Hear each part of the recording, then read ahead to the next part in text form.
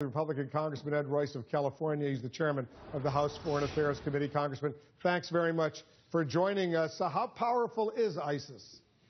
Well, ISIS is powerful, but any group like this, it needs sanctuary, it needs a base in order to resupply.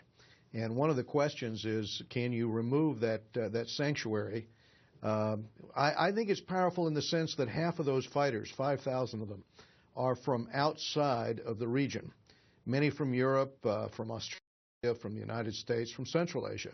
And the great concern, of course, for other governments is that these individuals might return with the skill set that they learned on the battlefield. So they represent a real danger. You say they represent a real potential danger here in the United States to the American homeland.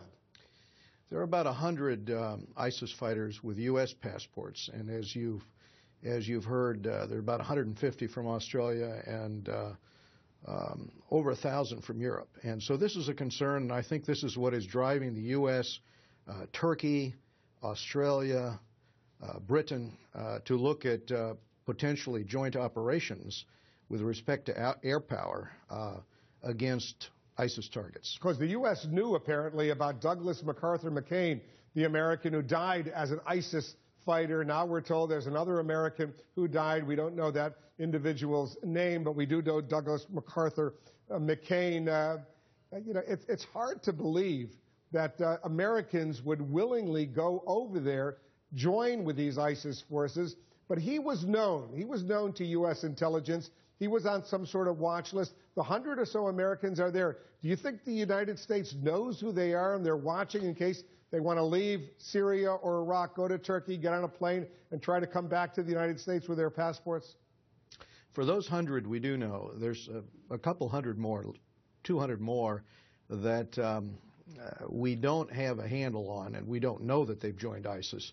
But despite best efforts to monitor this, you can imagine for Europe and the United States how difficult this is to do. Would you support a decision by President Obama to launch airstrikes against ISIS targets inside Syria?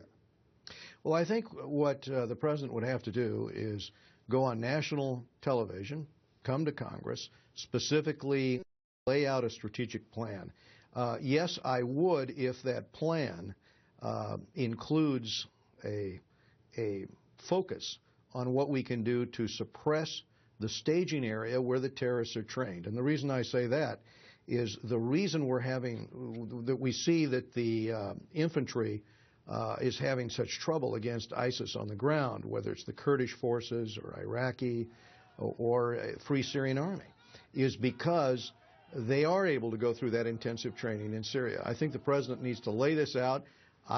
It's a non-starter to have U.S. troops on the ground. We won't support that. But we would support the use of armed drones, and we would support, if done with Europe, tactical strikes against ISIS forces, especially given the fact that they're about to overrun the Turkmen community, another minority community up in northern Iraq. I think we'll hear from the president shortly on that subject. So would you support not only drone strikes, Hellfire missiles from drones, but manned aircraft coming in with precision bombs, if you will, inside Syria, Tomahawk cruise missiles being launched from sea, let's say, going inside Syria?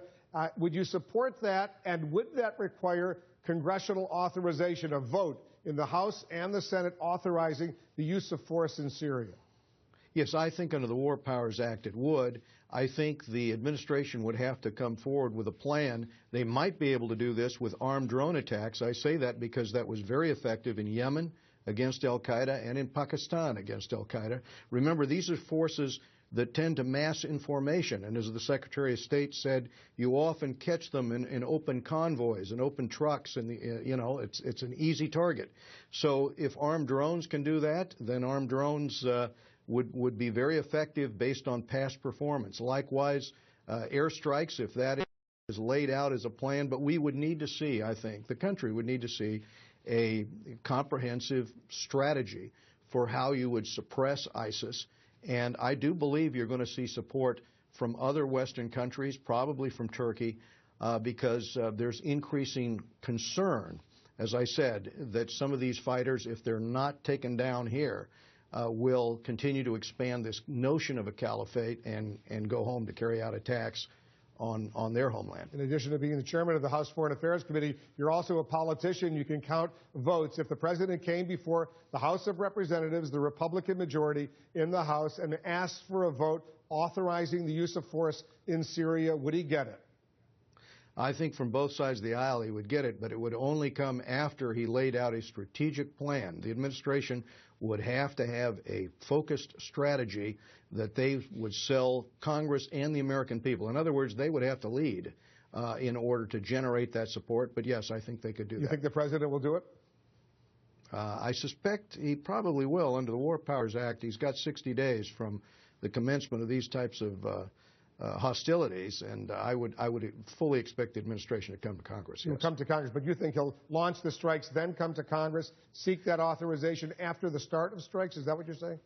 I am not sure the timing that the administration will choose here, but the commander-in-chief has 60 days under the historical interpretation of the War Powers Act here before he has to have that authorization from Congress. I think he will ask for it. But I think he does need to lay out the case.